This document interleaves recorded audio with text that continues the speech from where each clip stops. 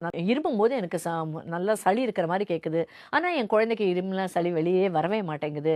ஆனா, எனக்கு ஆன்டிபயோட்டிக்ஸ் எல்லாம் யூஸ் பண்றதுக்கு இஷ்டம் இல்ல. என்ன பண்ணலாம்? அப்படின்னா, அதுக்கு இருக்கவே இருக்கு நம்மளோட ஆடாதொடை. ஆடாதொடா வசாக்கா அப்படின்றது இதோட லாட்டின் நேம். ஆடாதொடை வந்து ரொம்ப ஒரு நீளமான இலைகளை உடைய ஒரு ஈஸியா வளரக்கூடிய தாவரம் அது. இதோட கஷாயம் போட்டு குடுக்கலாம். இது வந்து பச்சை இலைகளாகவோ, இல்லாட்டி இது காய்ந்த இலைகள் வந்து நாட்டு மருந்து கடையிலேருந்து வாங்கிக்கலாம். இதையும் கஷாயம் போட்டது ரொம்ப சிம்பிள். ஒரு பிடி இலைகள் எடுத்துக்கிட்டிங்கன்னா, ஒரு 280 எம்எல் தண்ணி வச்சு, அதோட கொதிக்க விட்டு, அந்த கஷாயத்த குடிச்சிட்டு வரலாம். இந்த ஒரு கஷாயமே போதும்.